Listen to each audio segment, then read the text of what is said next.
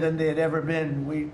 They said don't order eggs for Easter at the White House, and we ended up doing it, and we got the egg prices way down, lower than what they were before. But the word affordability is a con job by the Democrats. They say affordable. I watched the other day where some very low IQ congresswoman talked about affordability, affordability, affordability. She had no idea. Their prices were much higher. As an example, energy, gasoline, we're now at about $2.50 a gallon. We're going to be, I think, at $2 a gallon. We could even crack that at some point. I'd love to do it. And we could do it more easily if we weren't building up the strategic national reserves, which Biden emptied out before the election so that he could try and get elected, meaning he started it, then he got thrown out of the race. Then she took over and she kept it going, and they emptied out these strategic national reserves, which are really meant for something else. They're not meant to keep people happy with their gasoline price. They're meant for war. They're meant for problems, big problems. He emptied it out, and then she continued it during the process of trying to get elected. Didn't work out too well for him. And they virtually brought it down to the lowest level, I believe, in history. And it didn't have much of an impact because the prices were very high. But our prices now for energy, but for gasoline, are really low. Electricity's coming down. And when that comes down, everything comes down. But the word affordability is a Democrat scam. They say it, and then they go into the next subject. And everyone thinks, oh, they had lower prices. No, they had the worst inflation in the history of our country. Now, some people will correct me, because I always love to correct me, even though I'm right about everything. But some people like to correct me, and they say 48 years. I say it's not 48 years, it's much more. But they say it's the worst inflation that we've had in 48 years. I say ever. But whether it's 48 years or ever, it's pretty bad. We had the worst inflation that we've ever had. Since last January, we've stopped inflation in its tracks.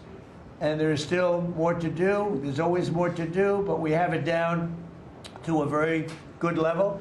It's going to go down a little bit further. You want to have a little tiny bit of inflation. Otherwise, that's not good either. Then you have a thing called deflation. And deflation can be worse than inflation. But we have it almost, we'll soon be at a perfect level, but we inherited the worst inflation. But we have 20 states that are now selling gasoline at less than the $2.75, think of that, $2.75, and it was at $5 under Sleepy Joe. Grocery prices are down with the cost of Thanksgiving turkey this year down 33%. It was lower than 33% lower than under the Biden administration. Egg prices are way down 86%, thank you. And mortgage rates, despite the fact that we have an incompetent chairman of the Fed, a real dope, who should reduce rates. I saw even Jamie Dimon said he should be reducing rates. I never saw Jamie Dimon say that. I wonder why he said that. But he really said it because he's right. But we have a guy that's just a stubborn ox who probably doesn't like your president, your favorite president. But they're going to be coming down. We'll be announcing somebody probably early next year for the new chairman of the Fed. I talked to Scott about taking the job, but he doesn't want it. You got the greatest job here. Yes, sir. Right? He said, no, I want to stay chairman. I want to stay right where we are, Treasury. And I think we're doing really great, aren't we? We're doing great, sir. It's a great team to be part of. Yeah, no, it's amazing. Under my executive order to lower prescription drug prices, which I think is the single biggest thing we've ever done that nobody writes about because you're fake news. I've made unprecedented deals along with Bobby and Oz and all of the people that work on it. A lot of people that you wouldn't even think work on it, but they do, to slash drug prices by 200%, 300%, 400%, 500%, 600%, 700%, 800%. Nobody's ever heard of it before because I instituted favored nations and no nation agreed to do it. And then I said to the nations, If you're not going to do it, I'm going to charge you a 100% tariff, which is more money than we're talking about. And they said, sir, we'd love to do it. Please, we would be honored to do it.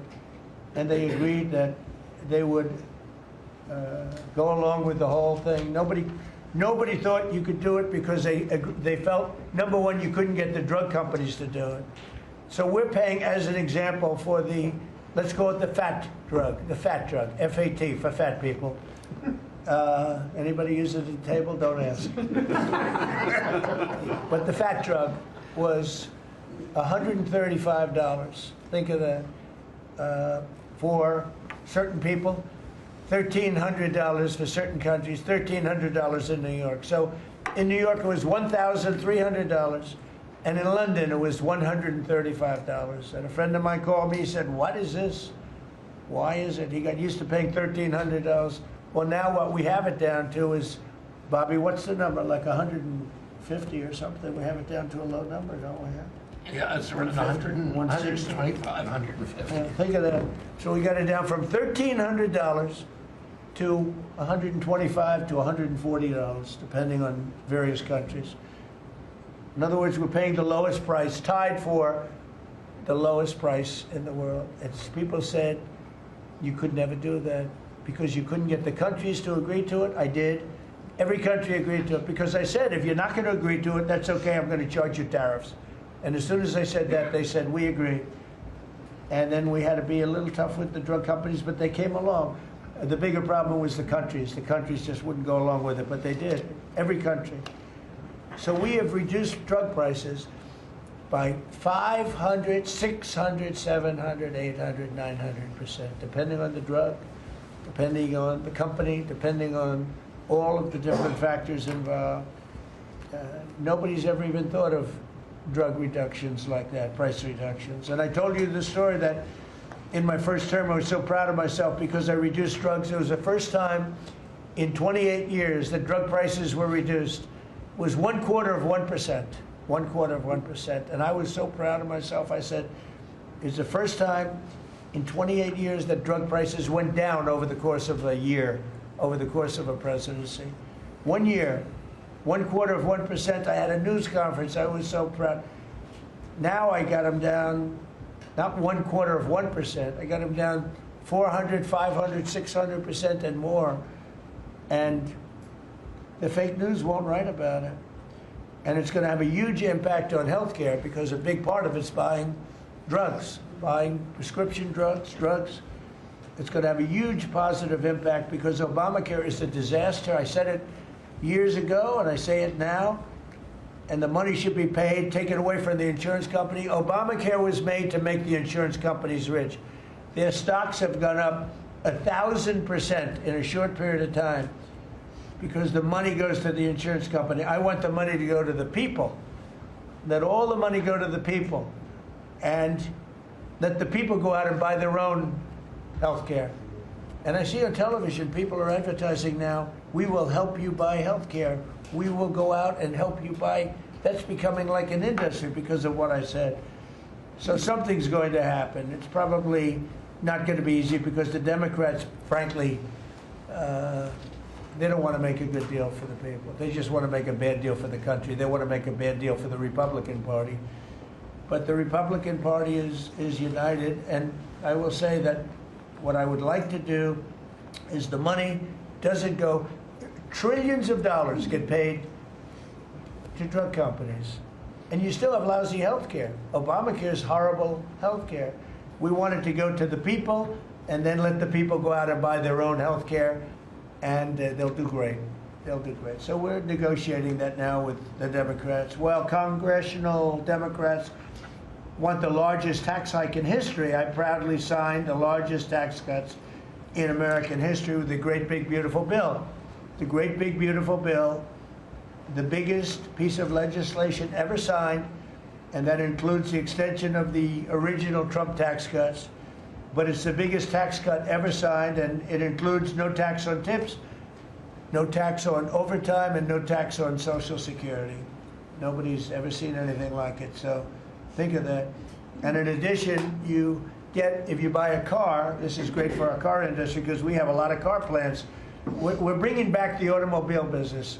60% of it was stolen because we had incompetent presidents or incompetent trade people.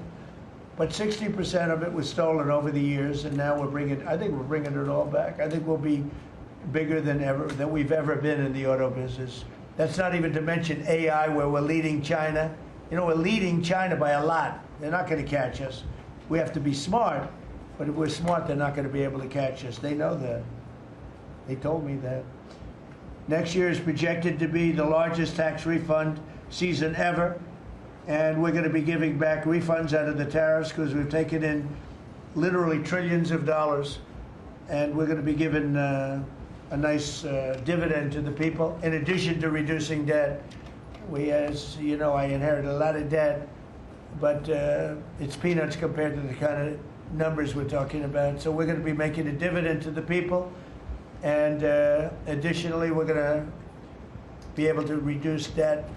And as time goes by, over the next 2, 3, 4 years, those numbers are going to go up. And I believe that at some point in the not too distant future, you won't even have income tax to pay, because the money we're taking in is so great, it's so enormous, that you're not going to have income tax to pay.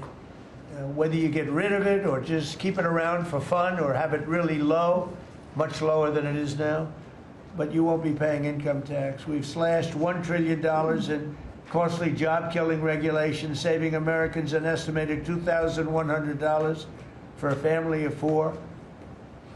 The Biden administration was the exact opposite, but times 4.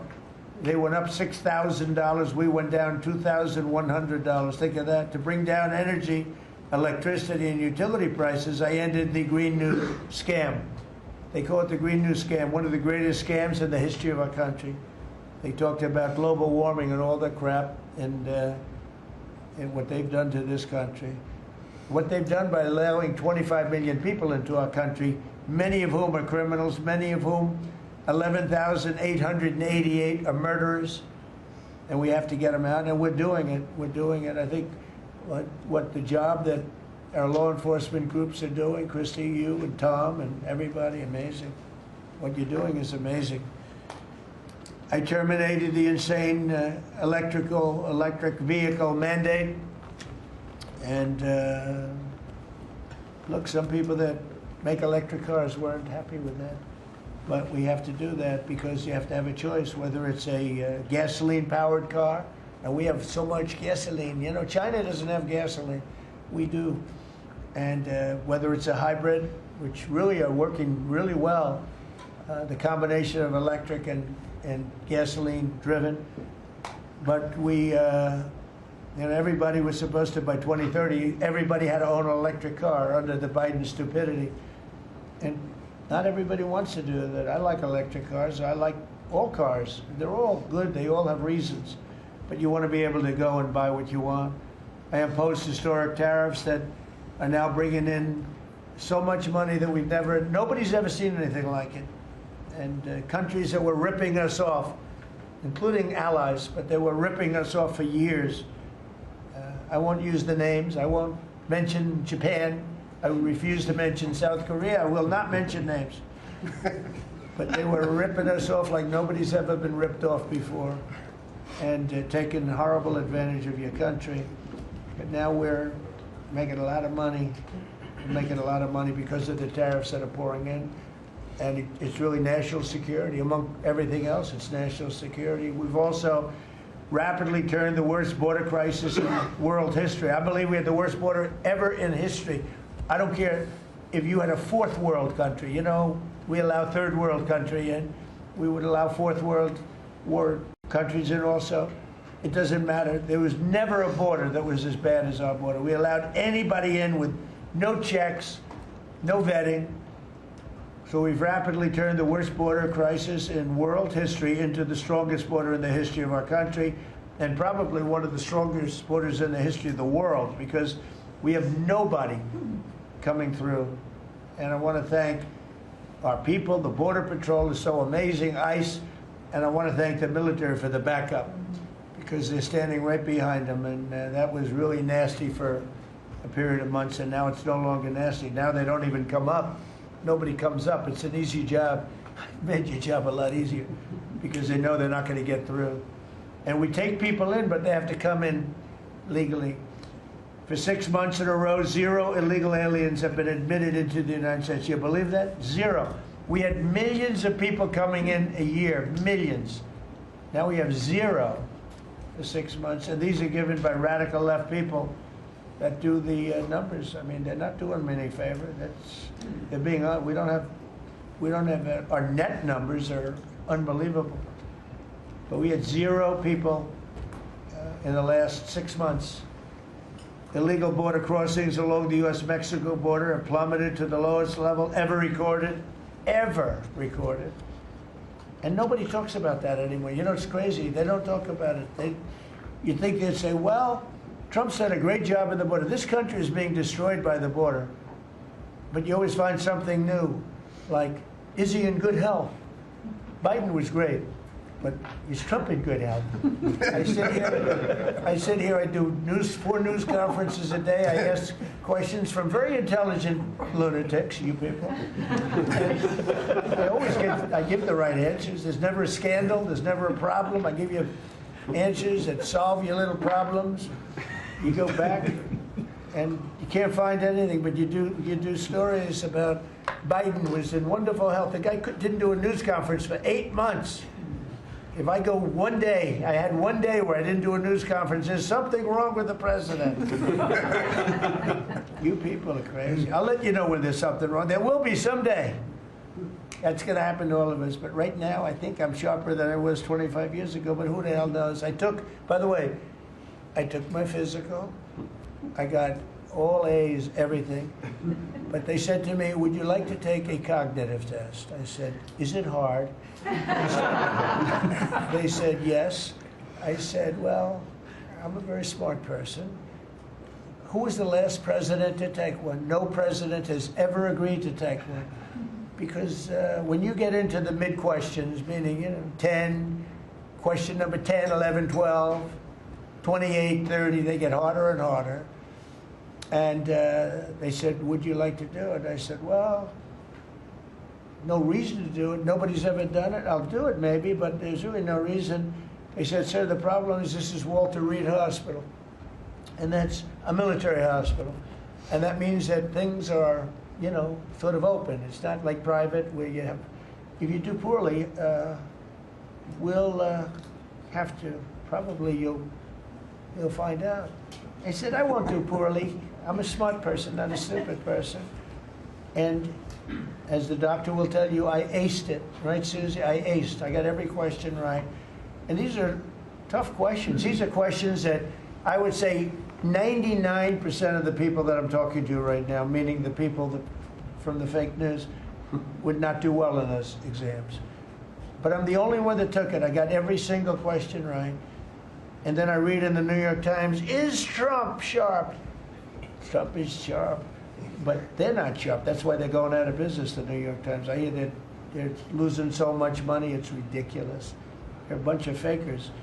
But we can never let another thing happen like what happened to us with a fake election, with a rigged election, where a guy like Joe Biden assumes the presidency. Because the man was grossly incompetent. And he was incompetent 30 years ago. But he was really incompetent for those last few years, and our country was put in great danger because of it. So for 6 months in a row, we had 0 people. Illegal border crossings along the U.S.-Mexico border have plummeted to the lowest level ever, ever, ever. Think of that. And the net benefit to our country is enormous, incalculable. America is strong and respected again. On the world stage, we're really respected. In fact, I went to a NATO and they were calling me the president of Europe. We're doing very well. We have a lot of respect. As you know, we have a problem with a war that our people are trying to settle now with Russia and Ukraine. We are not involved in the war monetarily anymore. Biden gave away $350 billion like it was candy. That's a massive amount of money. And much of it in cash, a lot of it in equipment. I don't give away anything. We sell the equipment to NATO. The European nations pay us for the equipment, 100% price. And then they bring it to Ukraine or whatever they do with it. But we're trying to get that settled. I've settled 8 wars. This would be the 9th, and our people are over in Russia right now to see if we can get it settled. Not an easy situation, let me tell you. What a mess. It's a war that never would have happened if I were president. Not even a chance. And it didn't happen for 4 years. We've renamed the Department of Defense the Department of War, and I thought that would be controversial. And frankly, I tell you what, I haven't met one person, there's not one person I've met that doesn't like it. You know, think of it. We won World War I, World War II, everything in between, everything before it. And then we said, let's change the name. So we changed it back to what it was, Department of War, and Pete's doing a great job. We ended 8 wars, think of that. 8 wars, but we're going to do one more, I think. I hope. I hope. Every time I end a war, they say, if President Trump ends that war, he's going to get the Nobel Prize. So I end that war. Well, he won't get it for that war, but if he ever gets it for the next war, now they're saying, if he ever ends the war with Russia and Ukraine, he's going to get the Nobel Prize. What about the other 8 wars? India, Pakistan. Think of all the wars I ended. I should get the Nobel Prize for every war, but I don't want to be greedy. Actually, the woman who got the Nobel Prize said, "You've got to be kidding. Trump deserves the Nobel Prize." So that was very nice of her. I appreciate it, which is true, actually. But I don't care about that. You know what I care about? I care about death. I care about all the people that are dying. And last month, 27,000 young people died, mostly young people, mostly soldiers, despite some missiles being shot into Kiev and other places. But think of it, mostly young people. 27,000 people died between Russia and Ukraine last month. What a shame. So we're restoring law and order to our cities and towns. If you look at what's happened, and I want to pay my deepest respects to those 2 incredible people from the National Guard in West Virginia they came from. I spoke to their parents. Sarah is gone. She passed away. She's looking down on us now, and she loves her parents, and they loved her. They were, somebody said, how are they doing? I said, the word is devastated. Doing. How are they going to do? They're devastated. The rest of their lives they're going to be devastated. She was an incredible person, highly respected, top of her class, everything. She was like a perfect human being. 20 years old, just started. She was like a baby. She was so proud. They were giving her a promotion. And she told the parents that she was getting a promotion. And they were so proud of her. Then they get a call that this happened.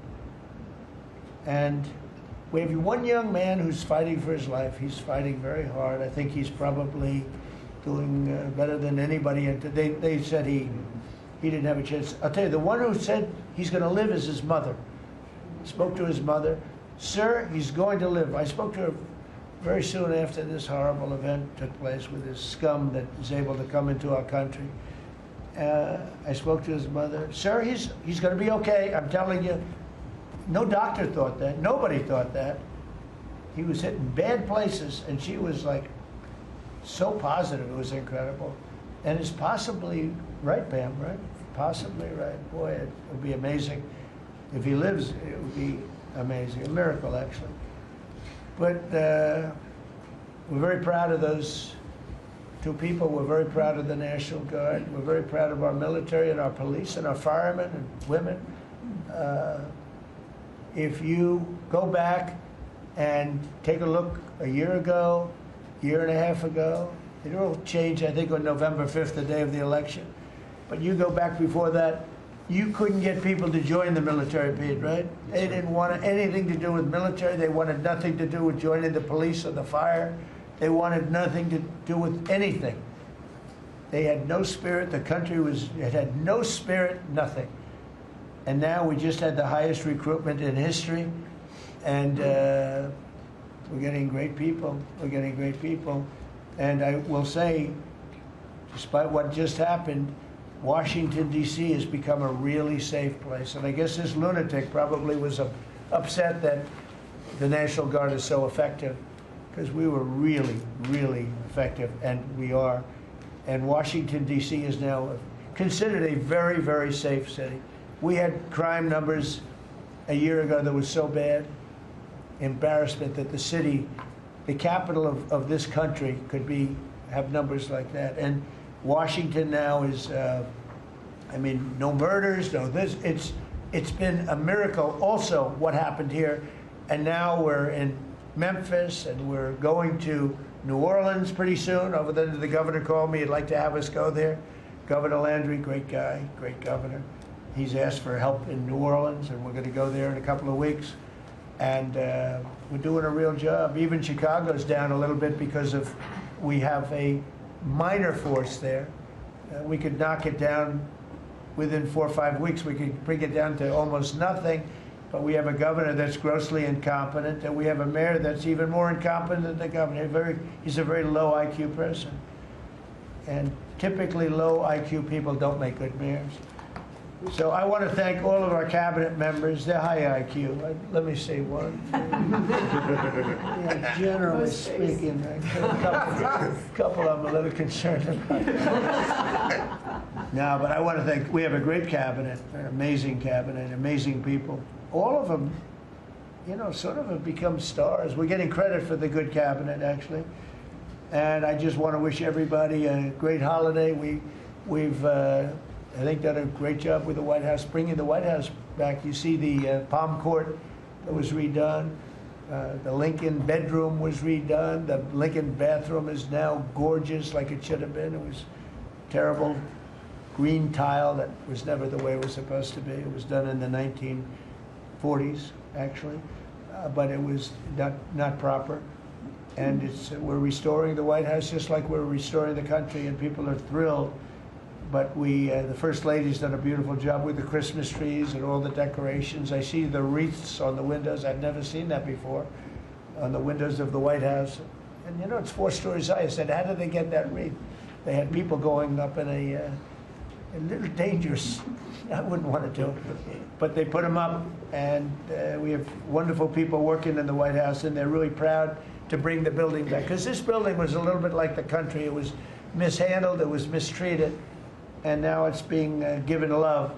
And we're building one of the great, I think, maybe the greatest ballroom. We needed it for 150 years. They've been asking. You see the trucks and cranes and excavators in the background, and you hear them. And every time I hear them, I love the sound. To me, I love the sound. I wouldn't say my wife is thrilled. She hears pile drivers in the background all day, all night. They go till 12 o'clock in the evening, day, night, pile drivers. Darling, could you turn off the pile drivers? Sorry, darling, that's progress. But no, we're doing great. It's going to be I think it's going to be the finest ballroom ever built, and we're going to have it here. They've wanted it for 150 years. Think of that. So I will just end by saying I want to thank the cabinet. It's been a great cabinet. Let's think of it. Time flies, but this is our last of the year, as I said, and I just think you've done a fantastic job, and we're going to go around the room. We'll go quickly, but we're going to go around the room, and we'll start with Pete, and you'll tell us about some of the achievements. And some of you have achievements that are so big, I don't want you to go through the whole thing because we don't have time. But we'll start with Pete, and then if you want, we'll take some questions at the end. Please, Pete. Well, thank you, Mr. President. As you said, it has been a historic year at the Department of War. Recruiting and retention